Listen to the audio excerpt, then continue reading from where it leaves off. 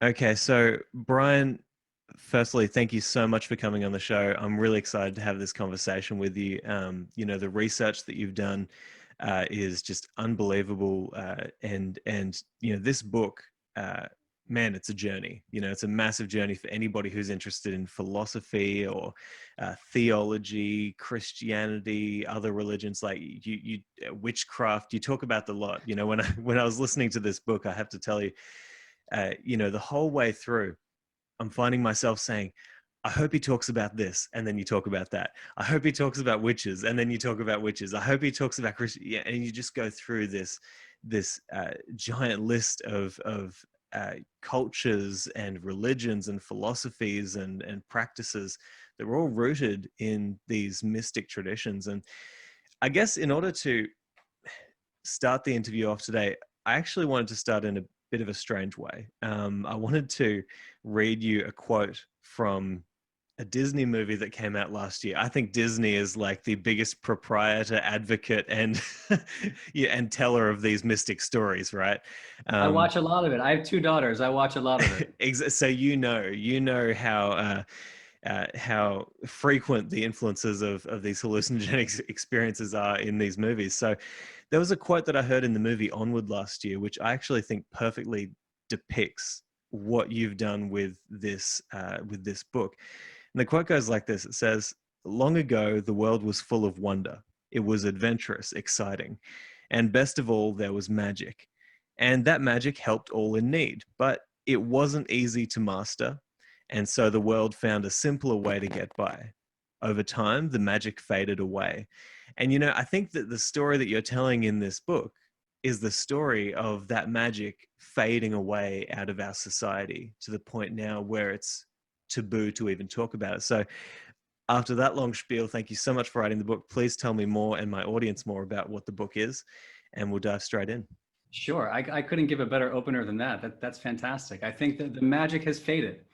The magic and the mysticism of antiquity has certainly faded. And I want to be clear from the very beginning that I think drugs are just one component of that magic, and not even the most important, which is strange after writing a whole book about psychedelics. But the name of my book is The Immortality Key. You can see over my shoulder there in very tiny font.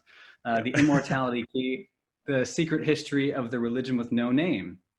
And I call it this religion with no name because to me it seems to be a secret doctrine that survives across time and space, from prehistory all the way through the Stone Age, into the Bronze Age and classical antiquity, which is what I was studying, as a teenager and an undergraduate, right into the roots of Christianity itself. And then it takes a detour from there to the 20th century. But when I look back at history, I see visionary experiences. I see things that are difficult to explain. I think all religions are based on some kind of visionary experience. Moses and the burning bush, Paul on the road to Damascus, the Prophet Muhammad, and the visitations with the angel Gabriel. I mean, the whole notion of revelation is fascinating if you think about it, because it doesn't really happen every day to everyday people, except when you look back in the past, it's saints and mystics having these extraordinary experiences. And I was always fascinated by that. And so I use drugs as a lens to investigate these mystical experiences and find out how they could have facilitated these visionary journeys in antiquity. And much more importantly, even though it's a whole book about history, what does it mean for today? I start the book by looking at these psychedelic experiments at Hopkins and NYU. I end the book talking about the same thing. And on Rogan and elsewhere, you heard me prophesy about the next 10 years. A lot of my professional and personal interest really is seeing what happens to the study of psychedelics in this clinical setting at first, but then, for the betterment of well people is the way some folks refer to it, in 10 years' time, at very regulated, licensed retreat centers, where I think this visionary experience is about to become available to a lot of people. And it's going to happen anyway. So I'd rather educate people about the very long tradition here than just start from scratch. Mm. Yeah, I really appreciate that that's the kind of journey that you're on, because, like when you learn more about these sorts of experiences, what happens is you go out into culture and you see poetry and music and movies and, religions and these stories that we tell, and you think, wow, there's a lot of similarities between what they're talking about with psychedelic experience, hallucinogenic experiences, and like you just said, Moses and the burning bush. And I really appreciate that you're not only on the journey of bringing these sorts of experiences to people in the way that you are through history, and an awareness about them, but you can see that it's going to happen. You can see that things are coming and that they are going to be widely available. So we might as well be highly educated on what they were used for in the past, as opposed to just going into them as if they're a party drug or as if they're just something to have because it's a fun time. And I guess, when I was reading your book, since the start of the year, I've been really diving into ancient philosophy, into even theology, and I've been thinking, man, like I've been reading books like the Psychedelic Gospels, learning about the roots of Christianity in these hallucinogenic experiences. But what really stuck out to me when you were having your interview with Joe Rogan was you brought Marcus Aurelius into the deal. And Marcus Aurelius is one of the three key figures of Stoic philosophy. This philosophy that has a reputation for being very, hard down the line, very rational, very reasonable. There's this idea about Stoicism, the classic colloquial use of just being this hard-nosed person. And then we look at Marcus Aurelius, who, had his own personal physician, who I'd love you to talk about. And then Cicero talked about these experiences, another famous Stoic. So tell me about the ancient philosophers, and as many as you like, and their influence of these, I guess, these mystic experiences with hallucinogens. Right. So a lot of these philosophical schools, which I think is common sense, were not mutually exclusive, as you can probably imagine. And I make the same argument about early Christianity too, which I call Paleo Christianity, which we'll save for later in the conversation. But when it comes to the Greeks, there are a panoply of schools out there. So you mentioned Stoicism as one. Marcus Aurelius, Stoic though he was, and I love his meditations, and I read them often, and I find them very comforting. The equipoise that he strikes in life, the very kind of Eastern sense of non-attachment I love about Stoicism. Marcus Aurelius also saved the mysteries, quite literally. When the barbarian Kostoboks came through Eleusis in the 2nd century AD, it was Marcus Aurelius, the philosopher, who rebuilt the sanctuary to Roman standards and preserved what had been there, we think, since at least 1500 BC. So the mysteries of Eleusis survive from around 1500 BC to the 4th century AD, when it's obliterated under the Christianized Roman Empire. And in the toward the end there, you have Marcus Aurelius, who we think actually is the only lay person to have entered the Anaktoran, which is that holy of holies inside Demeter's temple. And you mentioned Cicero, a few centuries before Marcus Aurelius. What does he say about Eleusis? He calls it the most exceptional and divine thing that Athens ever produced. Now, think about that. And I mentioned this to Joe too, I think. When you think about ancient Greece, what do you think about? You think about the obvious things like democracy and the arts and the sciences and philosophy and the very concept of a university. By the way, things that the Greeks culled together from many different influences, from North Africa and the Near East to elsewhere. But it comes to us through the Greeks. And in addition to all those things, they also had their mystery schools, separate from philosophy, I would say. These mystery schools like Eleusis were these secret initiatic traditions. And I think it's hard to talk about them or teach about them because we don't know that much about them. I mean, I quoted you Cicero, and I could quote you Plato a couple centuries before him, who talks about this blessed sight and vision. And Pindar also talks about seeing something, as does Sophocles. Almost universally, these initiates talked about a vision. And for the longest time, we didn't know what the heck it was. And I became obsessed with this 1978 book by Wassenhoffman and Ruck, who claimed it was an ergotized beer, essentially, that provoked these visions.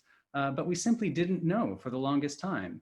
And I think it's hard to teach about this stuff just because there's such a dearth of material, which when you hear about the best kept secret in history, which is what the great religious scholar Houston Smith, the phrase that he used to refer to the sacrament at Eleusis, I mean, it kind of gets under your skin. And so I'd heard about it in high school, became more obsessed in college, and then all through my 20s and 30s, couldn't get rid of it until I wrote this book. And I'm hoping that it not only sheds light on the mysteries, but the Greek philosophical tradition more broadly, and as a fan of Stoicism, I think you'd appreciate the influence of these Greek schools of thought on Christianity. I think that's where like my genuine interest is as someone who went to 13 years of Catholic school. Yeah. I'm just fascinated by the Greek roots of this faith, and I love this conversation, man. Yeah, well, me too, because everything that you're talking about there, it's almost like this book brings all of these suspicions that I've had over the past couple of years into play, right? I remember recently somebody joined my Facebook group, and one of the answers to their questions was, I'm excited to join, or I'm excited to learn more about a godless philosophy.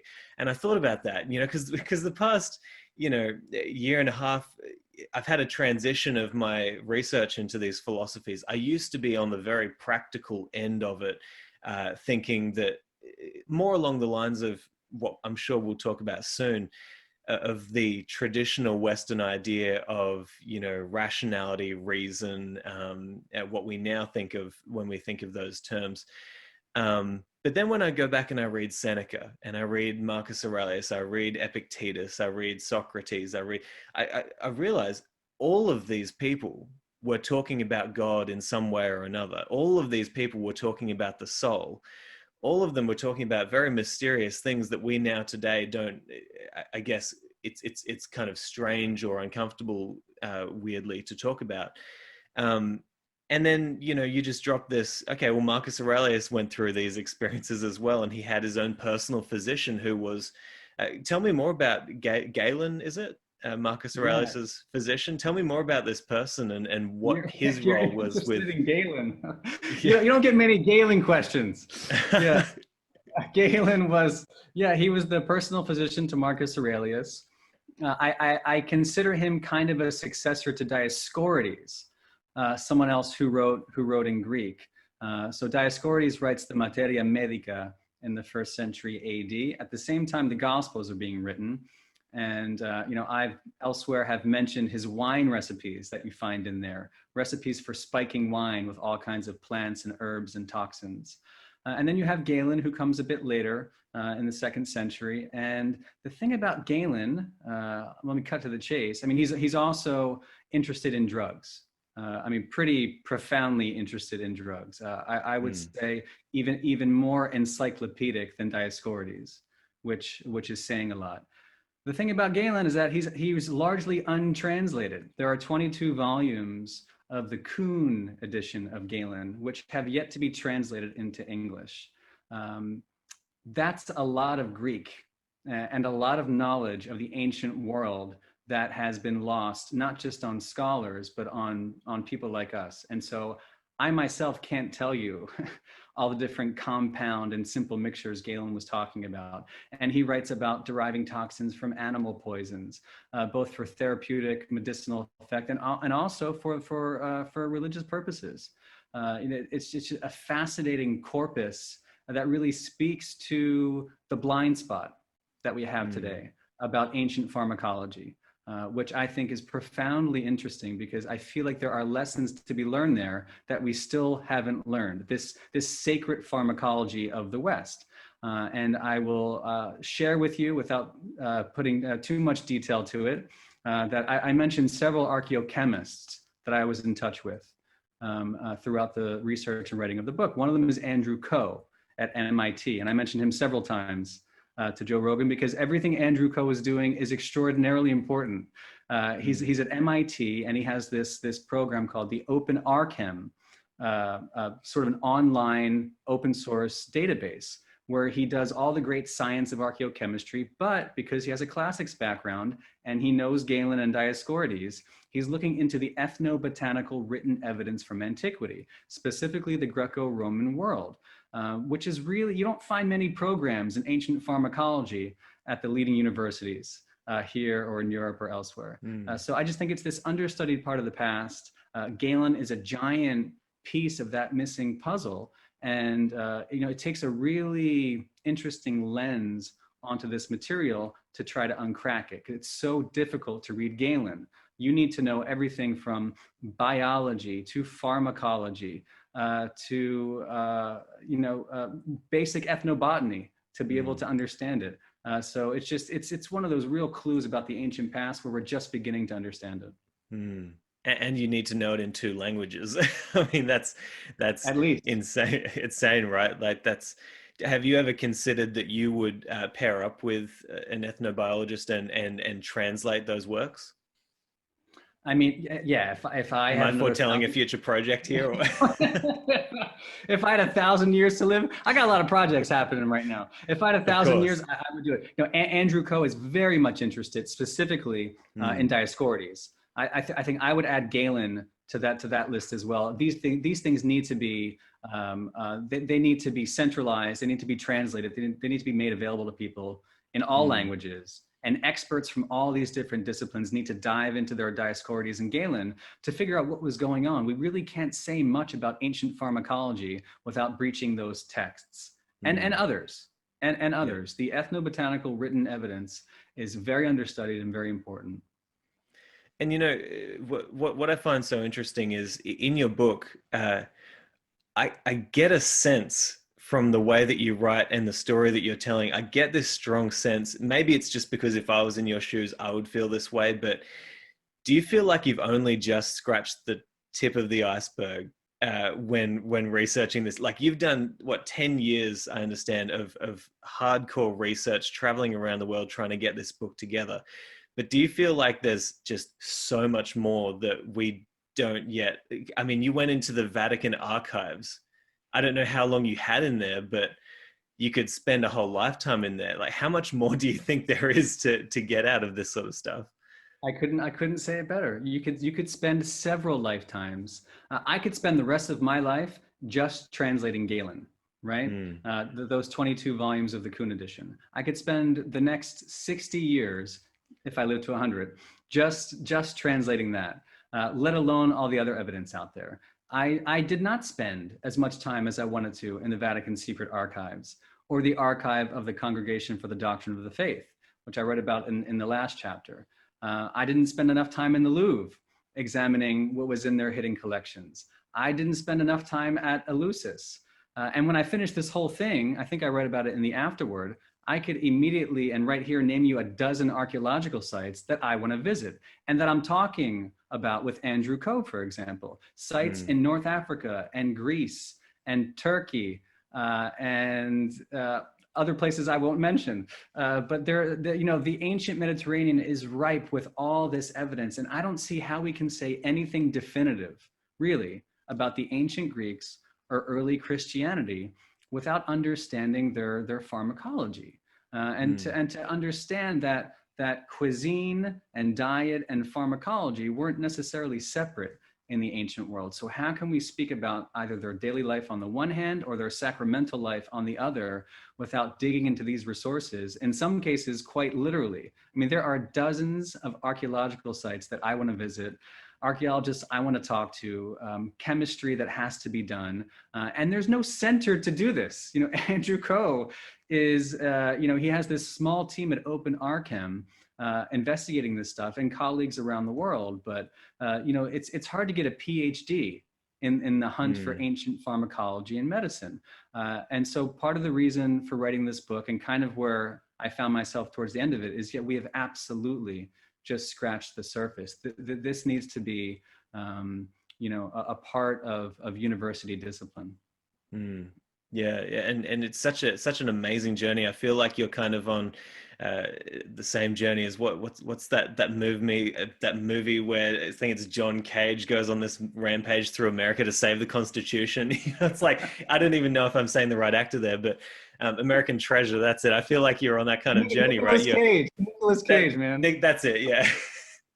I only just recently saw it. My wife made me watch it, but you're on this crazy journey trying to bring something very important back from history that we've completely lost. And I want to encourage everybody not only to read the book or listen to the book, but also if you want, a more broad interview talking about the specific concoctions and stuff, go listen to Joe Rogan's interview, because I don't want to dive into all of that stuff today, but I do want you to, because I guess the listeners are probably at this stage wondering, what are these experiences that they had? Like, tell me about, say, the road to Eleusis, and what that was and what they would experience there, these philosophers and high people in government. Right. So Eleusis, I call it the spiritual capital of the ancient world. Like we mentioned, it runs from about 1500 C to the 4th century AD, so almost 2,000 years. That is to say, as long as Christianity itself has been around. Now, obviously, we have no idea or very little idea what the very archaic rites looked like in the Mycenaean period. By the classical times, however, we are getting this little testimony. So I mentioned Plato, for example, and Cicero and Marcus Aurelius. Fairly universally, you hear folks talking about a vision. And from the Hymn to Demeter, which is this 496 line poem that survived from antiquity, 7th century BC, more or less. It's kind of the foundation myth of what was happening there. Why is Eleusis Eleusis? So Eleusis is where it is, 13 miles northwest of Athens, up the sacred road, because that's where Demeter rests her weary bones after she's searching for her daughter Persephone. Persephone is out gathering wildflowers one day. She bends down to pick up a 100-headed narcissus flower, interestingly enough, cognate with narcotics, narcissus, narcotics. That's one of these classic Carl Ruck references. And the earth opens up and out comes Hades. He abducts her to the underworld. And this is, for a long time, it was just seen as this seasonal myth for winter and spring, and how the flowers return to the earth when Persephone resurrects, and so on and so forth. And in this Hymn to Demeter, Demeter is referred to as landing at Eleusis, and she's taken care of by the king and queen there, and she asks for a temple to be set up in her honor. And she hasn't eaten anything in 9 days and nights, so they offer her a glass of wine, and she says, no, thank you. I'm the lady of the grain. I'm Demeter. I'm Mother Earth. And what she asks for, and this is where the whole adventure begins, is this potion, the koukion, which in Greek just means a mixed potion. And again, we don't know what it was. We don't know how it may have changed over the years, but she lists out these ingredients: alfi, barley, hudor, water, and blechon, mint. So when you look at some kind of barley water mint beverage, and I talked to a beer scientist in Germany about this, you can reasonably speculate that there's some kind of rudimentary beer happening here. And this is kind of what's talked about in that 1978 book, The Road to Eleusis. Now, we don't know when, at which point, and why in the mysteries this thing was drunk, but we do find lots and lots of drinking vessels. And if you go to the museum in Eleusis, you'll see lots of drinking vessels. And they've excavated these things since the 19th century. Unfortunately, they've never been tested, so we don't know what was in those vessels. And they've all been treated for conservation. So there isn't much actionable information at Eleusis itself. But again, we do know that this pilgrimage was made from Athens all the way to Eleusis. The potion is somehow involved, and it results in this vision. That was the big initiation, when you became an epoptes. That's like, the real hardcore initiate. You would visit Eleusis once as a mustes, a mystic, and you'd come back the next year in September to become an epoptes, and it only happened once in your life. So when you talk about this experience, you're talking about a once in a lifetime visionary experience that, again, what little clues we have speak to the obliteration of the fear of death and essentially apotheosis, becoming divine, becoming immortal. You went there as a human being, and you left divine. You left guaranteed of the afterlife. which is pretty extraordinary. So all your Stoics, much as they were grounded in reason and logic, they went to Eleusis to become gods. Mm. Yeah, it's absolutely mind-boggling to think of the people who would have made that same journey. And you know, something that you said there is such a perfect segue into my next question, because this, I mean, I have it tattooed onto my arm, memento mori. The Stoics were obsessed with death. You know, that this idea, remember death, remember death, remember death. And you know, it wasn't just a philosophy, it was a practice of really making sure that you are prepared for that moment when you're like Seneca said, one of my favorite practical quotes that he said, before you die, make sure that your faults die. You know, make sure that on your dying your day that your faults die before you do. And they had this I mean, you look at Seneca, who was, you know, who was forced to commit suicide. You know, I believe he cut himself in a bath, you know, with his supporters around him.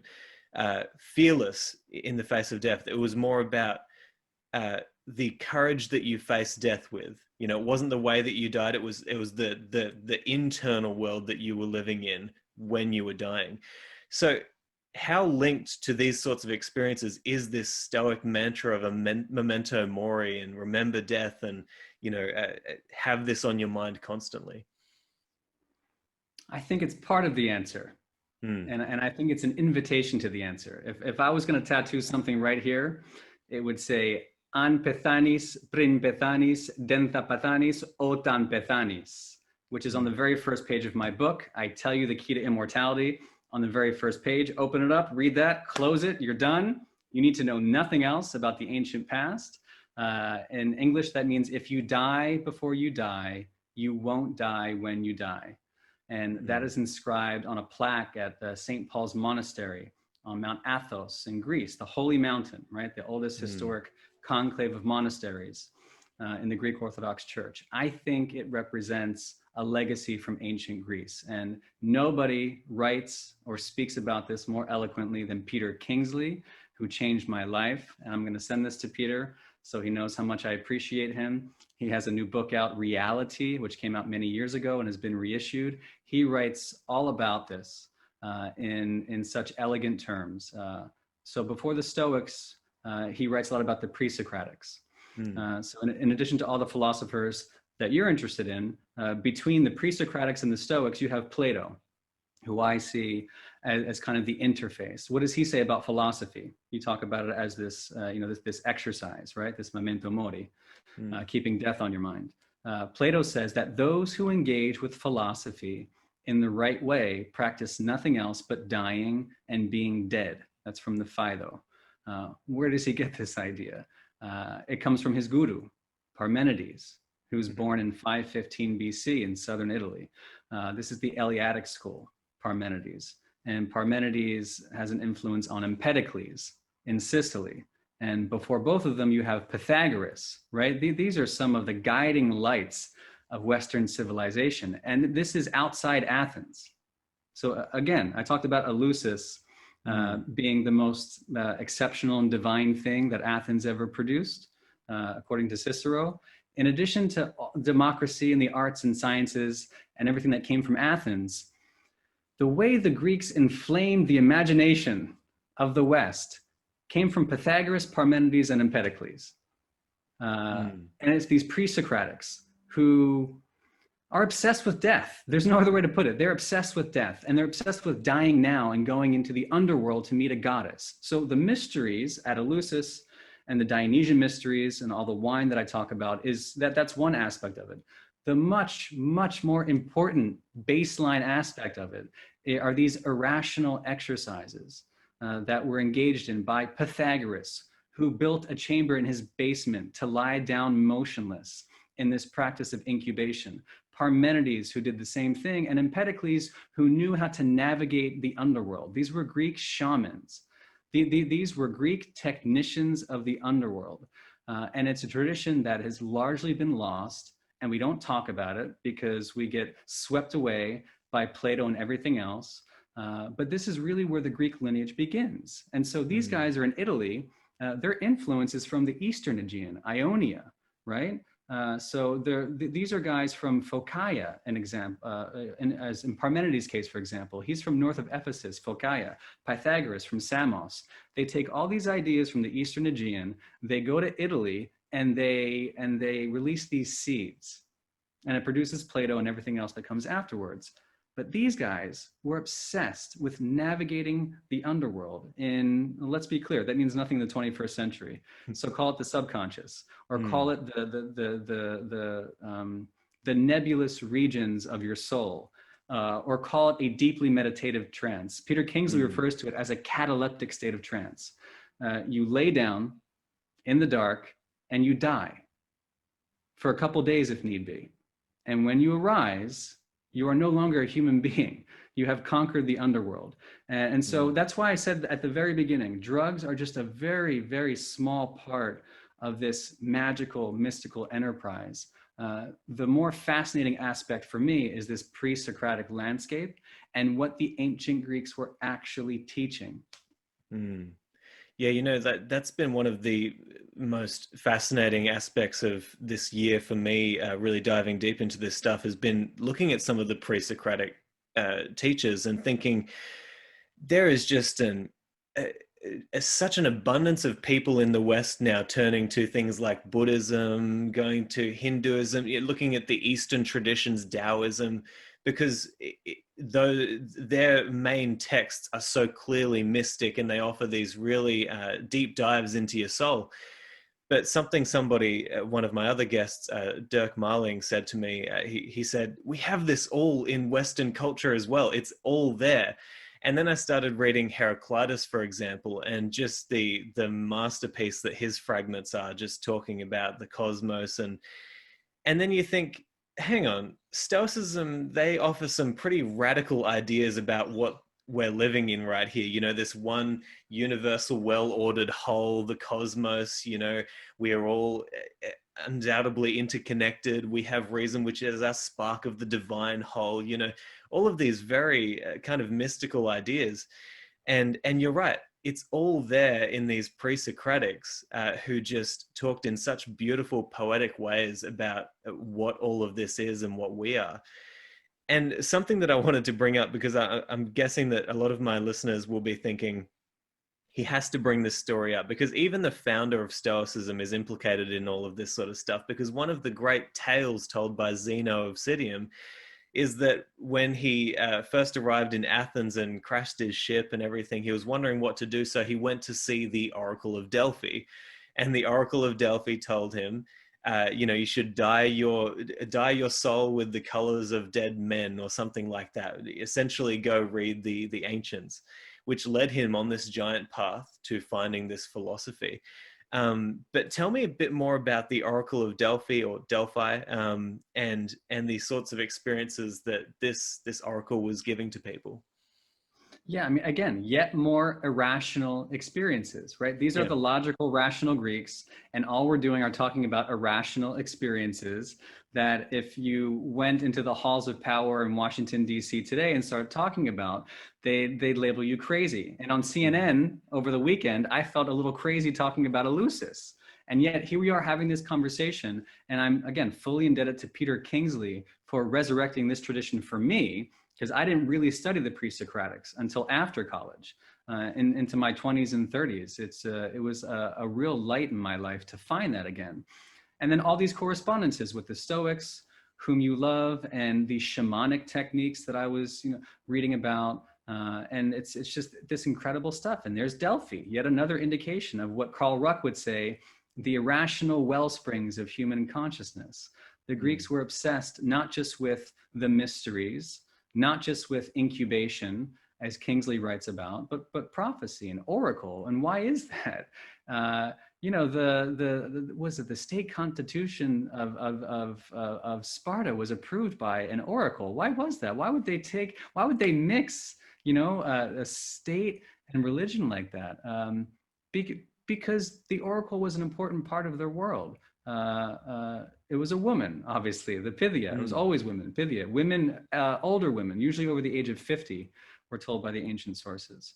And there she sits over this crevice. And again, for the longest time, we don't know uh, what she was under the influence of, but there are clues that she was under the influence of something.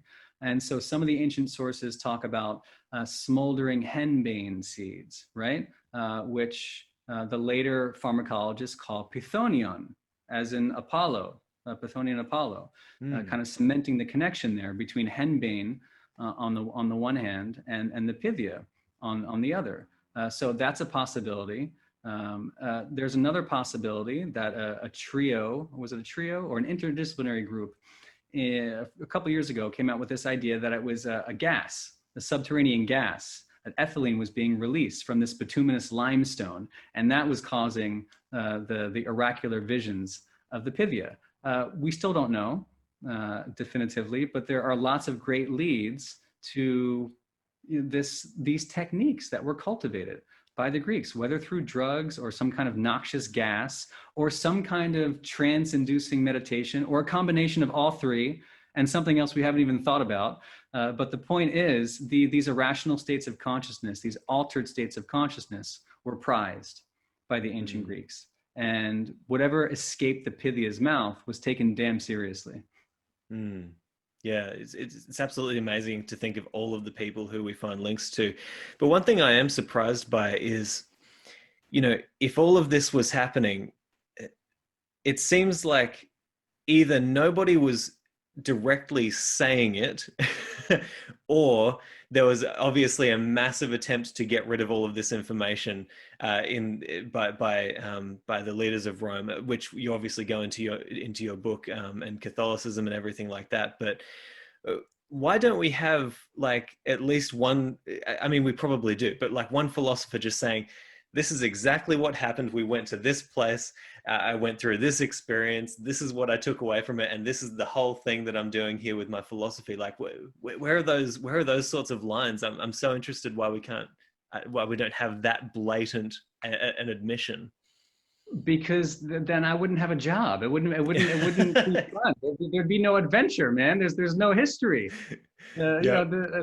It's rarely that easy. All we have are bits and clues, and Mm. it's not just with respect to these traditions. It's that's the classical world generally. I cite a reference in my book to the concept that about 1% of the ancient literature has survived, and that's from a fairly mainstream source. I sat down with the minister of antiquities herself at her office in Athens and had this very discussion. I think it's in chapter 3 of my book, where we talk about the missing literature. We don't know much. Everything we know, I say, it's just a few pieces of this million-piece jigsaw puzzle, and yet classicists spend an entire lifetime on this 1% of what survived. So even when it comes to very mainstream things, we're missing a lot. We're missing a lot of plays, for example. Only a fraction of what Euripides and Aristophanes and Sophocles produced, and the rest just disappeared. Now we can't blame the Christians for all of it. Time has a way of disappearing these things, and I think that's a big part of it. But the simple truth is that we just don't know. When we look back in the past, we're looking at just a fragment of what was there. And so I would love to find the smoking gun about what was happening in these mysteries, which is why you spend 12 years looking for as many clues as you can. Absolutely. I'm so glad that you have. And, something that you've alluded to in this discussion as well is that, and also into the book, which I'm so glad that you did, was you pointed out that reason, rationality that we think of today was not exactly the same thing that they were talking about back then. Knowledge was not the same thing that we talk about today as it was back then. And you talk about Gnosticism, which I always thought was specifically linked to a sect of Christians who read the Bible in a certain way. And then in the book you pointed out that this was the way that they thought about knowledge in so many cases, gnosis, which, as you pointed out, is a deep knowledge of your own self as a knowledge of God. Can you talk more about the way that they saw philosophy and knowledge and actually knowing something back then, in terms of the Greek and Roman philosophers? Yeah, this is why I say it's okay. I'll use the word. I think it's impossible. I was going to say Mhm. challenging or difficult. I think it's impossible to understand the birth of Christianity and early Christianity as practiced by the first Christians without understanding the Greek world into which it was born, where there were Mm. different kinds of knowledge and different ways of arriving at revelation and different ways of contemplating salvation. So Aristotle, for example, to briefly mention Eleusis, he said the initiates went there not to learn something, mathein, but to experience something, pathein, to suffer, to experience, to go through. So that's it's already you're getting a unique kind of look at what the kind of knowledge that was prized, right? The experience over the discursive, intellectualized, rationalized book learning. Mm. And that gets us into gnosis, to know at a deep intuitive level. I could have quoted many people in the book, but I quoted Elaine Pagels, who is a genius at Princeton, early Christian scholar at Princeton, who I've had the pleasure to speak with. And she wrote a fabulous translation of the Gospel of Thomas. She wrote a very famous book called The Gnostic Gospels.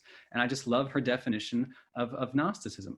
And about Gnosticism, she says that to know the self at the most profound level is to know the divine. It's this place where the self and the divine are identical. And you mentioned that beautiful phrase, the spark of the divine.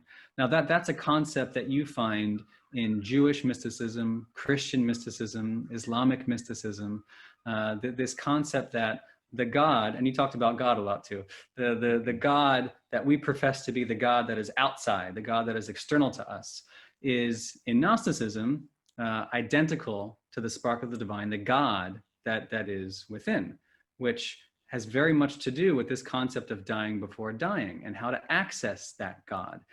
It's not through reason, logic, and book learning. The way to access that spark of the divine, which is always there, according to the Gnostics and other ancient Greek mystics, is to die to this false conception of the self, this ego that we spend a lifetime building up for very good reason, because you have to pay your taxes and drive a car and take your kids to soccer practice. And it's all very important. You can't be a very productive member of society without it. However, we were born into this world without egos, or at least not the egos we have today. And it's a very different kind of existence. And so the momentary dissolution or the melting away of that ego seems to be the key. And so here's our immortality key, which is not drugs, The immortality key is that ability to dissolve the self, to annihilate the self momentarily in order to experience that more fundamental aspect of consciousness, which is to say the consciousness of the planet, which is to say the consciousness of God. We don't have a very good term for that. We call it God, but it's essentially this universal aspect of consciousness that resides right there inside every man, woman, and child. And I think the key there is that in these experiences, that sense of discovery is visceral. It's really visceral. It's often described in the psilocybin experiments, for example, as the realest thing these volunteers have ever experienced. It's the thing you can't forget. 2/3 in the very early studies in 2007 were referring to that experience as one of the most meaningful of their entire lives. And in fact, the statistic today, and I've asked Roland Griffiths at Hopkins about this, it's now 75%. So over the past 20 years and 50 peer-reviewed articles in the psychological literature, it's now 75% of volunteers will describe their one and only experience with psilocybin as among the most meaningful in their lives. And we think it's because of this experience. It sears itself into your memory. It's unforgettable, and it radically transforms the way you see yourself in the world. And when I hear stats like that, maybe like you, I think of the Gnostics, I think of the ancient Greeks, and I think of these experiences that were available to people 2,000 years ago, 2,500 years ago, maybe 20,000 years ago, maybe 200,000 years ago. Yeah, and it does make a lot of sense to me, this stuff that you're saying, because you start to draw these links between certain quotes from the Stoics or the philosophers. And, you know, you look at something that Marcus Aurelius said, which, you know, he said, throw away your books, right? Which is a massive statement for one of the most highly educated, you know, men in history, for somebody who is this beautiful writer, talks about the soul, talks about, you know, just what is knowledge, what is it to be, and you think, wow, you're telling me to throw away my books? Okay, there's some sort of knowledge that he's after that is not to be found in constant addiction to reading and content and listening and all that sort of stuff. And then you look at something, you know, my favorite philosopher is Seneca, I think. I think he wrote beautifully about this sort of stuff. And some of the things that he says, you know, he says, God is in you, he is around you, he is, these ideas that you think, wow, you know, Christianity definitely drew upon some of these ideas, which is perhaps why the, you know, early popes found Seneca to be one of, you know, their early saints, sort of thing. But, you know, this sort of stuff is so interesting because it can really give you a better idea of what the ancient philosophers were trying to get at. And maybe we do have an addiction to, I don't know, just filling our minds with information as opposed to starting with a true knowledge of ourself, you know, of what we are and who we are. But I guess this is also a good link, because you talked about the spark of divinity. You also talk in your book about these shamans who, as a way of initiation, would go out and have these experiences in order to, I believe the words used, to find the fire burning in their soul. Mm-hmm. And that made me think of another link, which is that the Stoics talk about this substance called pneuma, which I'm sure you've read about, and this fiery substance that pervades all. You know, this thing that holds everything together. Have you come across this word? And if so, what does it mean to you? What is this idea? Yeah, you're referring to pneuma? Pneuma, that's it. Yes. Right. Right. I've heard it said in different ways. I'm picking a side. So pneuma. So literally breath or spirit. Mm. Think the Holy Spirit. Mm. The Christians would call this the Holy Spirit. And, you know, in 13 years of Catholic school, I never really understood the concept of the Holy Spirit. I never understood the Trinity in general. It's really difficult stuff. You talk about this one God somehow being divided into the Father, Son, and the Holy Ghost. And I never understood it until I started reading Greek literature, like you maybe. And when I read through that, pneuma does make a lot more sense to me. And it's this sense that it interpenetrates the fabric of reality. And maybe a better word we might use today is something like consciousness. And then we can talk about consciousness maybe as the foundation of the physical universe. This is an interesting aspect in theoretical physics to begin exploring. But at the base of it all is consciousness, which I find fascinating. So I think that is the aim, and that was the philosophical direction toward which the Greeks seem to be oriented, or at least some of the schools that we're talking about. And again, I think it does find its way into early Christianity. Where else do you explain this concept of the Spirit, right? The Holy Spirit, and the tongues of fire. You mentioned the word fire too, right? I think of the Pentecost, which, for those who don't know, was that when the Spirit descended after Jesus's death. You know, there are all these really interesting parallels in that period, from the transition from the Greek world to the Paleo-Christian world, which was largely one and the same. It was one and the same for centuries. You know, I like to say that we didn't go to bed as pagans in 33 AD and wake up as Christians in 34 AD. This was an intercultural process that lasted for a long time. And when in doubt, look to Greek philosophy and look to why Paul was writing the way he was to these early Christian communities in Corinth and Thessaloniki, today's Thessaloniki, or Philippi, or to the Galatians or Colossians. These were folks who would have been steeped in Greek philosophical thought, and including some of their mystery traditions that we're talking about. Yeah, and this might be a good segue as well, because I've been talking to a lot of theologians. I've been talking to a lot of people, discussing the philosophy of Jesus, for example. And it'd be a mistake if we didn't spend a little bit of time talking about the links between Dionysus and Jesus, and the mythology of ancient Greece mixed with early Christianity. So, could you talk to me about, I mean, firstly, for the listeners at home, who is Dionysus? It might be Dionysus that I'm getting wrong here, but and also the direct links between that story and the story of Jesus Christ. Okay, so let's start by the Son of God who was born of a virgin and introduced wine into his mysteries. Who do you think of? I Of think of course. Dionysus. Yeah. I think of the Son of God, the first line, not like the middle, the first line of the Bacchae, Euripides the Bacchae.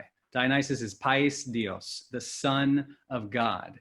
And he's often credited as born of a virgin, Semele, in one of the versions of his origin myths, because she tries to give birth to him, but Zeus incinerates her because she can't handle the full force of his godhood.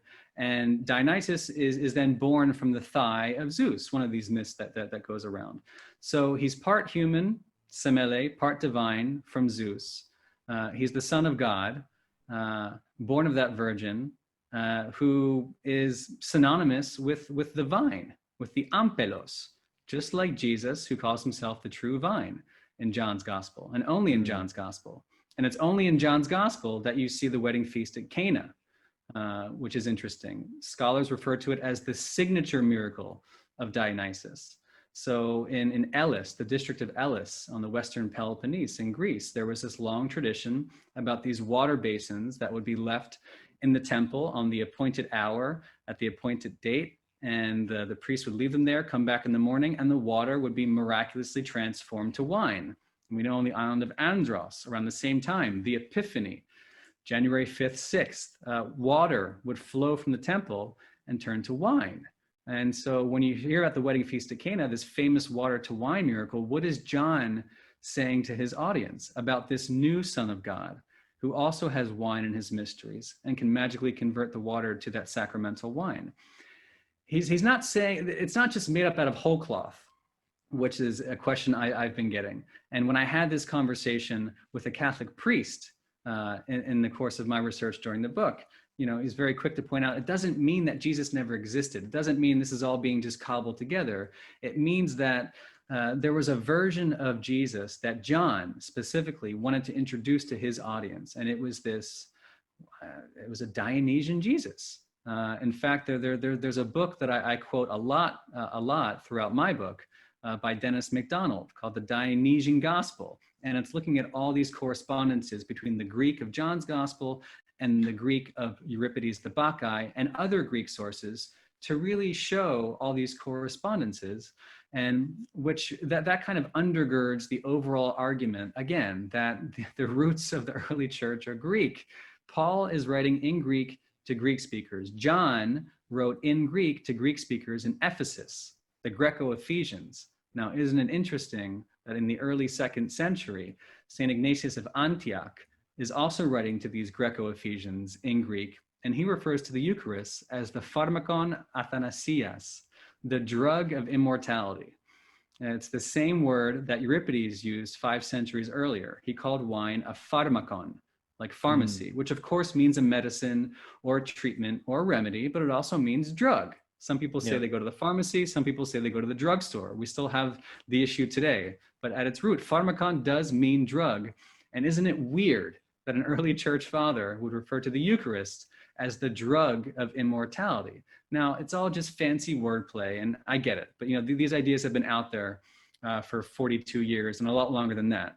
But I use some of these biblical exegesis. I use some of that just to kind of set the stage for the scientific investigation that I was doing, and just to show the basic proposition again, that the roots of the church are Greek, and if you want to convert people, you ought to speak on their terms, and the terms they understood was this magical wine of Dionysus, and there are lots of parallels there, and it's not new and it's not controversial. The parallels in and of themselves, I'm saying. I often quote this paper from Dr. Martin Luther King Jr. in 1950, The Influence of the Mystery Religions on Christianity, which everybody can and should Google, and you can read it. It's not a long read. The point being, this whole idea of the pagan continuity hypothesis has been out there for a very long time.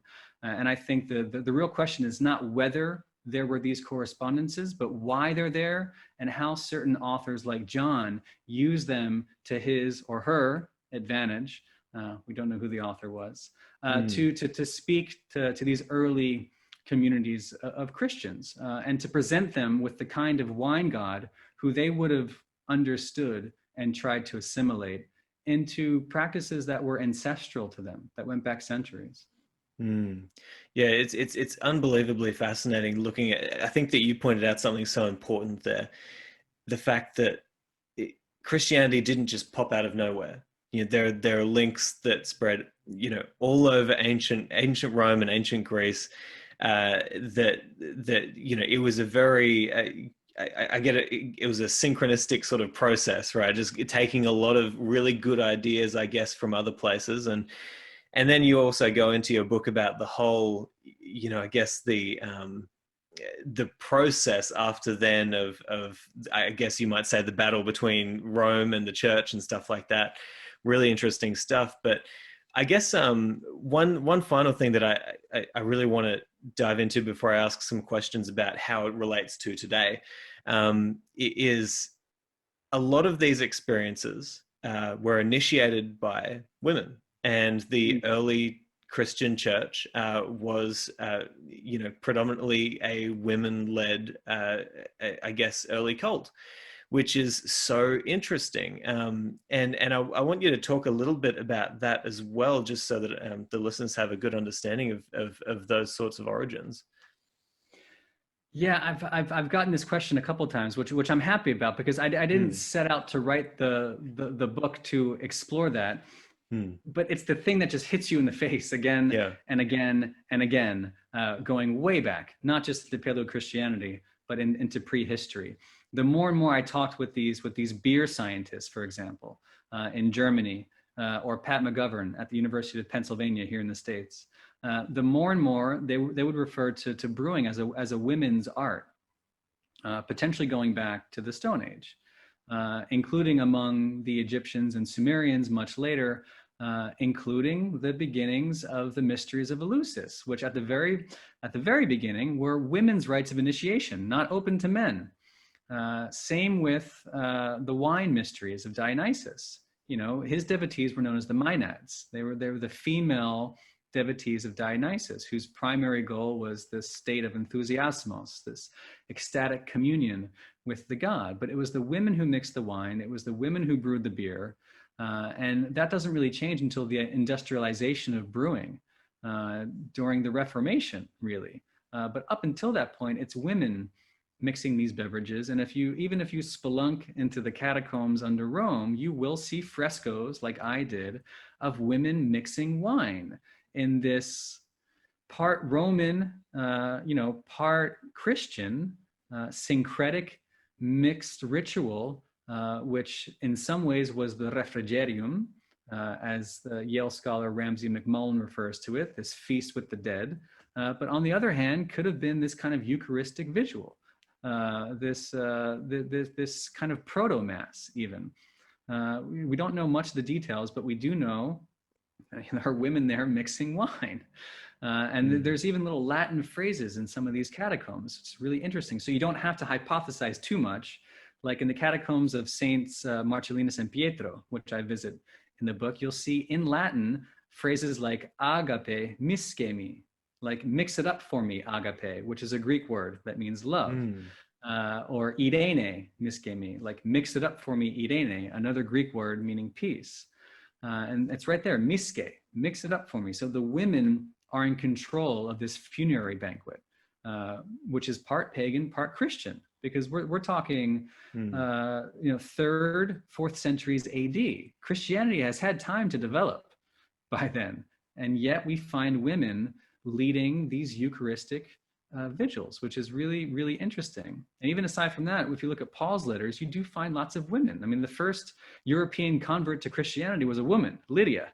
And you find lots of women referenced in Paul's letters, like Junia, whom he refers to as the foremost amongst the apostles. Let's not forget about Mary Magdalene, who, as I say in the book, for a time was the church. It was her and nobody else as the first witness to the resurrection, especially as described in John's Gospel. It was she who communicates her sighting of the resurrected Jesus to the apostles, who have a hard time believing it, by the way. So there's all these interesting traditions that you can look to about the role of women in these early mysteries. And I spend a good part of the book talking about it, which raises profound questions, I think, about the nature of the priesthood today and the role of women in general. Yeah, it really does. And I think that personally, I have found that understanding this sort of stuff, or at least diving deeper into this sort of stuff, has not pushed me away from wanting to know about, say, Christianity, but it's actually drawn me in. It's drawn me in and said, hey, look at how fascinating this religion is, that, it used to be completely radical. And, it was a massive battle against the state saying, no, we want to take this stuff and we want to give it to the people. But then the state took control, and then it's like, okay, well, none of that. Okay. And then you have the placebo.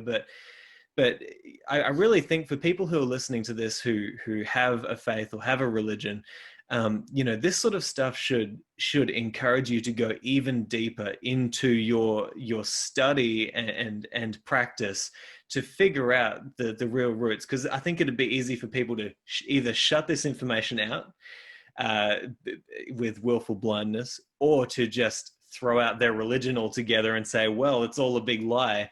But it's so fascinating. It's so fascinating to go deeper.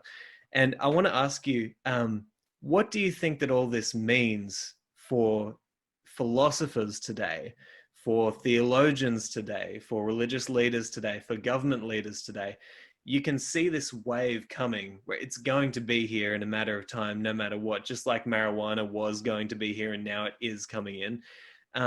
So what do you think that means for intellectuals and government leaders and theologians today? That this is something we ought to be talking about and preparing for. Like you mentioned, I would rather talk about it and spend 10 years educating at least what little I know about these traditions to show the continuity from the past to the present and what it's going to mean for the future of religion and the future of medicine and the future of how we organize our society. Because I do think that the psychedelic experience in particular is going to become widely available outside even a therapeutic context. So again, I do think that within the next 5 years, you're going to see the FDA in the US get involved in the psilocybin studies in the clinical setting. And I think you will see its approved use for certain clinical applications like anxiety, depression, end of life distress, maybe alcoholism, maybe smoking cessation, and a host of other things that are about to be investigated. I keep talking about not that, but 10 years in the future. And in that respect, I'm only expressing my own opinion. This has nothing to do with the clinical research.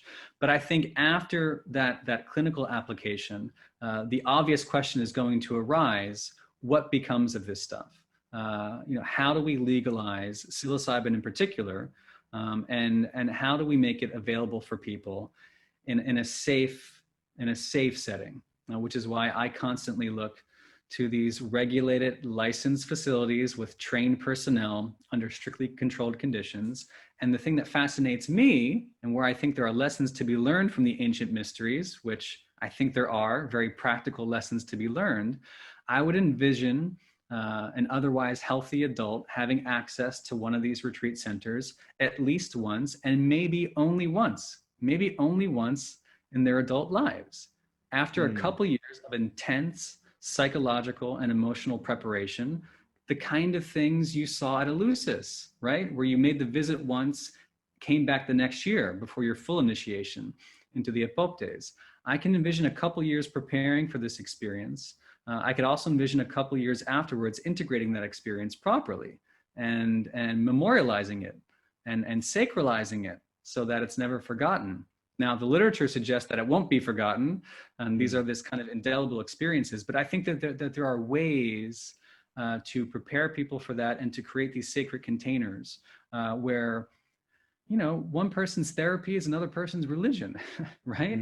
I can envision psychedelic chaplaincy. I can envision if you are a Christian, you know, or a Jew or a Muslim, and you hold on tight to your faith, hold it tighter. You know, use this to hold your faith tighter.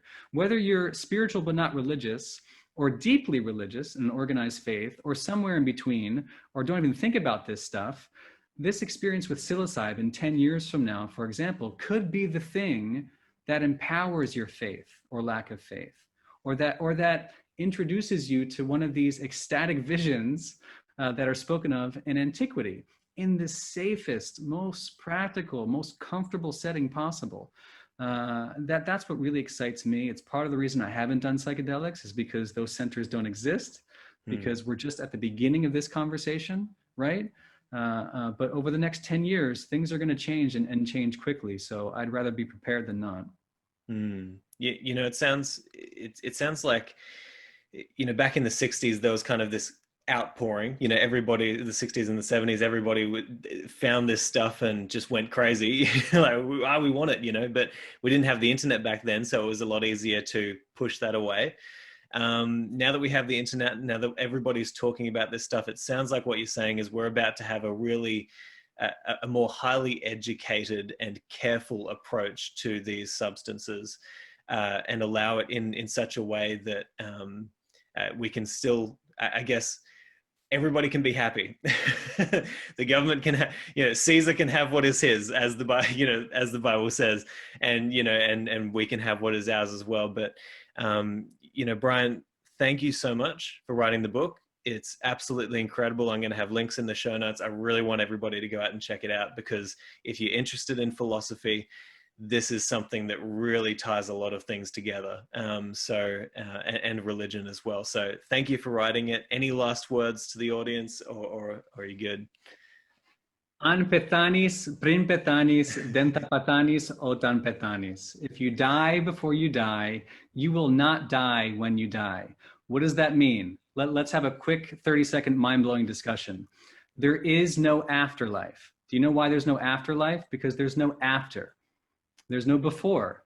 To quote the great Ram Dass, it's the here and now. So if you be here now, that is the key to immortality. This is what Dinah Baser said to me, an atheist, by the way, an atheist before, during, and after her one and only experience with psilocybin. She talks about being bathed in God's love. That's from an atheist.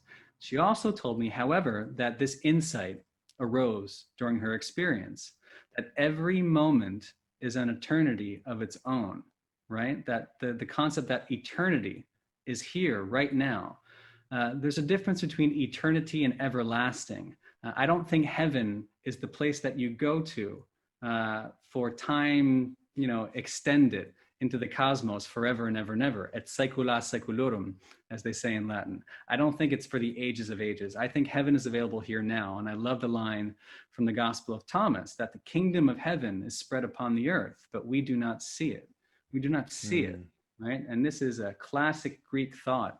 I'll quote Plotinus. I've quoted a couple people already, and I'm ruining my 30 seconds, but Plotinus, who says that he's one of these Neoplatonists, 3rd century AD, and he follows in this secret doctrine tradition that could have been passed down from Pythagoras, Parmenides, and others. But by the time this Neo-Pythagorean, Neoplatonic thought gets to Plotinus in the 3rd century AD, he talks about we must, in his Enneads, he says, we must not look, right? But we must close our eyes and exchange our faculty of vision for another. And it's this faculty, he says, which everyone possesses, but so few people ever use. This concept of another sight. I think by activating that faculty that we all have, but rarely use, that we can grab that key to immortality and open up the eternal present right here, right now. And I see these experiments as an incredible vehicle to invite people into what you might call the kingdom of heaven. Brian, thank you so much. That's a perfect way to end the interview. Thank you so much for listening to this episode of the Practical Stoic Podcast. If you'd like to sign up for email updates, join my Patreon meetup groups that we hold weekly, or if you'd like to offer feedback or suggestions for future guests or topics on the show, then you can head to simonjedrew.com. There you'll also find information about how we can work one-on-one together with my alignment coaching, based around the philosophical principles found in Stoicism. Finally, if you are on Facebook, then I'd love to see you in our group, the Practical Stoic Mastermind. But hey, I hope you've enjoyed this episode, and I'll talk to you next time.